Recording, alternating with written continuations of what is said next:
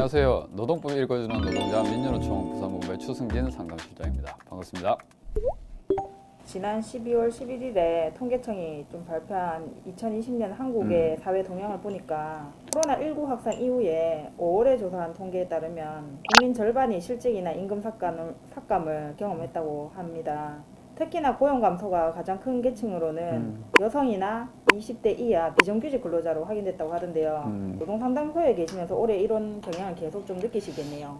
주로 이제 노동상담소를 찾으시는 분들이 이제 취약계층 노동자라고 불리시는 분들이거든요. 그러니까 주로 뭐 여성, 그리고 막 고령 노동자, 그리고 뭐 2030 세대들, 그 아르바이트 청소년 이런 분들, 그리고 영역을 본다면 비정규직 노동자들이 저희 상담소를 좀 많이 찾아요. 오히려 코로나19 때문에 저희 직접적으로 오셔가지고 상담하시는 분은 줄었는데 이게 전화나 온라인 뭐 이런 걸로 상담은 굉장히 늘었어요. 코로나19로 인해서 실제 많이 위축되고 막 이렇게 하시는 노동자가 있는데 그냥 당하고 있어서는 안 되겠다. 그러니까 내 생계가 그냥 이렇게 코로나19 때문에 단순하게 내만 피해를 봐서는 안 되겠다. 내가 찾을 수 있는 걸 찾아야 되겠다. 라고 하시는 분들이 조금 늘은 경향도 있어요. 예. 그래서 그런 것들은 뭐 저희가 직접적으로 계속 느끼고 있죠. 예.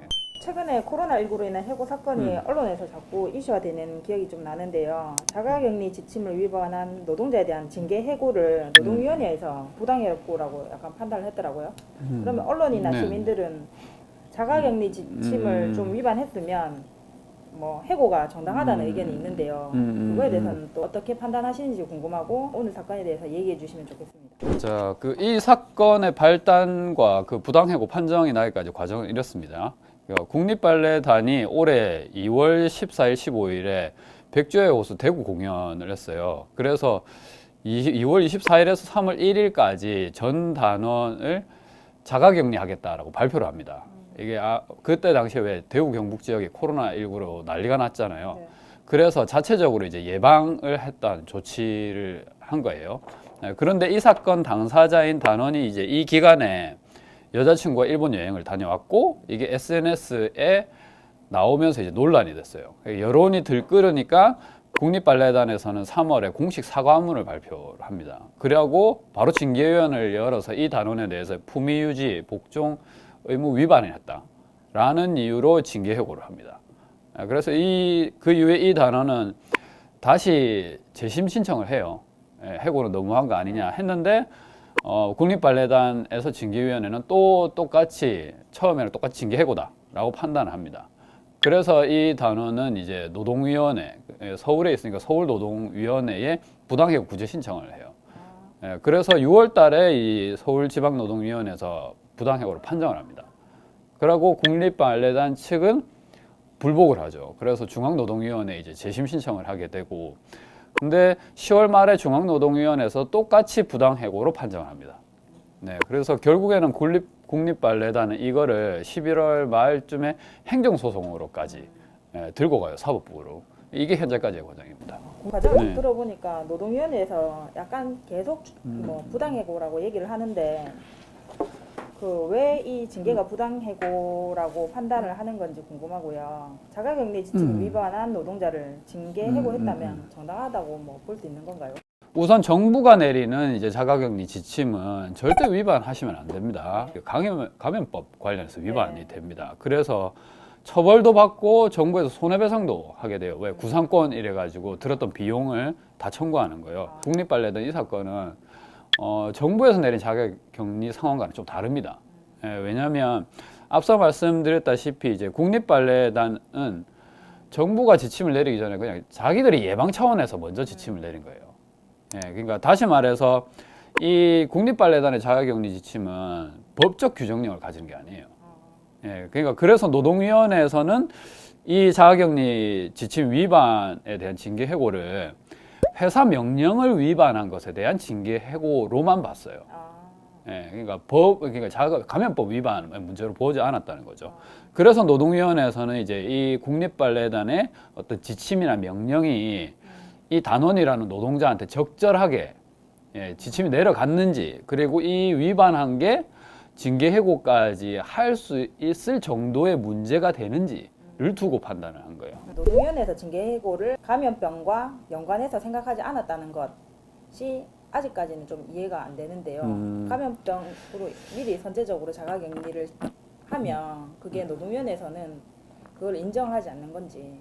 뭐 일단은 그 감염법의 문제로 보기보다는 이거는 부당한 해고냐 아니냐의 문제로 봐야 됩니다. 그러니까 왜냐하면 징계로 해고를 내렸기 때문에 그렇기 때문에 저희가 해고 문제에 있어서의 여부를 다투면서 이제 고려해야 될 지점부터 좀 살펴보는 게 중요할 것 같아요. 이전 방송에서 왜 근로기준법 23조에 정당한 이유 없이 해고를 못한다라고 규정되어 있다고 말씀을 드렸어요. 여기에 해고의 정당성을 다투는 기준이 3가지가 있다고 말씀드렸습니다. 그러니까 해고의 사유, 그리고 절차, 그리고 양정, 이 3가지 중에 어느 하나라도 부당함이 있으면 그 해고는 정당하지 않다, 부당해고로 판단한다라고 얘기 드렸어요. 그래서 그만큼 이 해고는 신중해야 한다고 보는 게 있거든요. 이 사건에 있어서도 감염법에는 이 문제를 떠나서 이 해고를 정당하게 징계 해고로 했는지의 여부를 노동위원회는 면밀하게 살펴봤다라는 부분이죠. 그래서 저희도 그 지점에서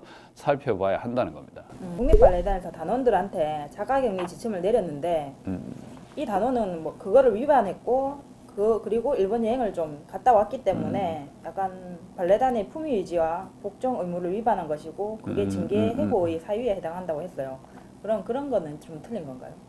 단어 자체는 뭐 틀린 말은 아니에요. 예, 그러니까 일단은 회사 내 명령을 어긴 게 맞거든요. 예, 그러므로 인해서 국립발레단의 그 어떤 왜 품위, 그가 사회적 지위 이게 하락되긴 했어요. 예, 그런데 이제 자가격리 지침 자체로 본다면 지켜야 하는 부분이 맞고 이걸 위반한 게 맞는데 그 중앙노동위원회 판정 결과를 보면 왜 이거를 부당해고로 봤는지가 좀 잘 나와 있습니다. 이제 국립발레단이 이 지침을 내리는 과정에서 잘못을 했다는 거예요. 징계해고 사유가 일단은 그 단체 협약이라고 했어요. 거기도 노동조합이 있거든요. 그 안에 해고 사유로 명시한 내용에 없다라는 거였어요. 그리고 국립발레단이 이 단원한테 자가격리 지침을 꼭 지켜야 된다라고 중요성을 왜 충분히 설명했다거나 주의를 줬다거나 뭐 이랬던 상황이 없었다는 거예요. 징계를 하는 데 있어서의 해고까지 간 거는 좀 너무했다. 이거는 재량권을 너무 남용한 거다. 쉽게 얘기 드리면 사실 법이 바뀌면 정부에서는 왜 법이 바뀌었다고 고시도 하고 왜 공익 광고 하면서 언론사에서도 왜 법 해설하는 기사들이 쏟아져 나오고 왜 시민들한테는 왜 계도기간 이런 것도 주면서 그러니까 시민들이 법을 알 수 있게 하잖아요. 마찬가지로 국립발레단도 자가격리 지침을 했다라고 한다면 이 단원이 그것이 얼마나 중요한지를 이해하도록 회사가 챙겼어야 된다는 거예요. 예, 근데 그런 거 없이 그냥 지침만 던져놓고 니 위반했네? 그리고 니 때문에 우리 국립발레단 망했네? 니는 해고. 이런 거는 문제가 있다라고 봤다는 거죠. 그러면 다른 기준인 절차와 양정에 대해서는 문제가 없었나요? 절차부터 보면 절차는 이게 보는 눈도 있기 때문에 대부분 잘 지켜요. 그래서 징계위원회를 소집하고 이 얘기도 듣고 해서 징계 해고라는 결론을 내리기까지 이 과정은 그나마 거쳤는데 문제는 이제 양정인데요. 이 양정을 전에 말씀드렸던데 형평성과 비례성 이 2가지 기준에서 따집니다. 일단은 위에 비례성이 있습니다. 이 국립발레단의 징계 해고를 노동위원회에서도 비례성을 위반했다라고 봤어요. 서울지방노동위원회 판정 결과를 보면요, 이 해당 단원이 일부러 우리 국립발레단의 명예를 훼손하려고 한 건 아니다라는 거였어요. 그리고 자기 행위를 반성하고 있었다라는 거예요. 그리고 이전에 징계를 받았던 전력이 한 번도 없는 사람이라는 거예요. 그렇기 때문에 이 하나의 사유로 인해서 해고까지 가는 거는 너무하다라고 이제 판정 결과 명시를 좀 하고 있어요. 그리고 형평성 문제도 위반한 게 확인이 되고 있습니다. 이게 중앙노동위원회의 판정 결과를 좀 보면 이 단원과 유사하게 자가격리 지침을 위반한 단원이 있어요. 아, 있었어요? 예, 자가격리 지침을 위반하고 밖에 나가서 돌아다니고 이랬던 단원도 있었다는 거죠. 근데 이 단원은 정직을 내렸어요. 제가 보기에는 일본 여행이라는 일본 뭐 이런 그러니까 여론의 분위기에 편승한 게 크다는 거예요. 그렇기 때문에 그 공정성이나 객관성을 상실했고 오히려 그 형평성에 문제가 있는 상황이다라고 봤던 거죠. 자가격리 위반을 했다 하더라도 그 책임을 전부 다 이제 노동자한테 발레단 단원한테 전가해서는 안 되는 거구나라는 생각도 좀 들고 노동자만 책임을 져야 하는 건 좀 아니다라는 생각도 좀 드는데요. 사실 저는 개인적으로 이 사건에 대해서는 노동위원회에서 정말 상식적으로 잘 판단했다고 봐요. 예, 그러니까 이거는 뭐 저희가 보기에는 행정소송을 가도 사법부에서 부당해고라고 판단할 것 같아요. 이 문제를 단순하게 자가격리 지침 위반하고 남한테 피해를 줬을 법한 상황 연출, 그래서 니도 피해를 받는 게 당연하다 이렇게 볼 문제는 아니라는 거죠. 그래서 노동위원회가 이 회사가 이제 해고를 한 과정이나 인사권의 뭐 어떤 재량권이 이제 적법했는지 이거를 이번 사건에서는 종합적으로 정말 잘 판단했다 이렇게 보는 거죠. 연말이 되면 좀 해고나 계약 만료로 많은 노동자분들이 고용불안에 힘들어하시는 시기입니다. 코로나19가 약간 재확산되면서 요즘 특히 더 힘들어하실 것 같은데요. 아무쪼록 사장님들도 옆에 있는 노동자들도 힘드니까 똑같은 사람이라고 생각하시면서 좀 슬기롭게 극복해 나가셨으면 좋겠습니다. 마지막으로 꼭 연말에 기억해야 될 노동법 하나 있으시면 말씀해 주세요. 아, 네, 뭐 기다렸습니다. 이 네.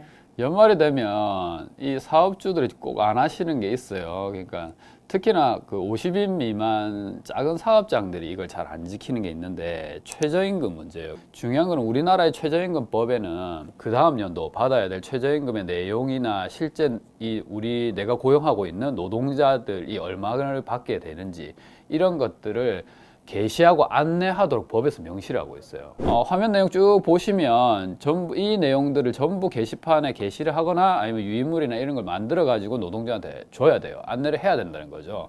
노동부에서도 아마 사업장한테 이런 안내해야 된다고 보낼 겁니다. 우편물을. 그러면 그걸 꼭 확인하시고 안내하셔야 된다는 거. 이거 안 하면 과태료 100만 원이에요. 그러면 회사에서 최저임금에 대한 안내를 안 했다. 그러면은 과태료 100만 원이고 가까운 노동부나 노동상담소에 신고라도 해야 되는 건가요? 네. 그런 게 제일 좋죠. 그러니까 뭐 저희한테 신고하셔도 됩니다. 그러면 일단은 저희가 어떻게 대응해야 될지, 회사 상황에 맞게끔 어떤 걸 좀 주의 깊게 살펴보셔야 될지 이런 거를 안내를 해드리겠습니다. 왜냐하면 최저임금을 고시를 잘 안 하면 사실 월급을 제대로 줄지에 대해서 안 줄 가능성이 좀 큰 게 사실이거든요. 그래서 그런 부분 살펴봐야 된다고 생각합니다.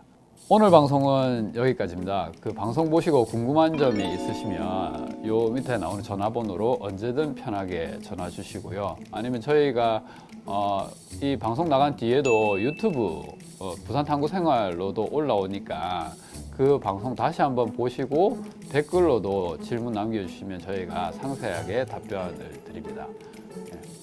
오늘도 노동자의 권리는 노동자 스스로 지켜야 한다는 점 잊지 마시고요. 저희 방송이 마음에 드시면 좋아요, 구독 꾹 눌러주십시오. 고맙습니다.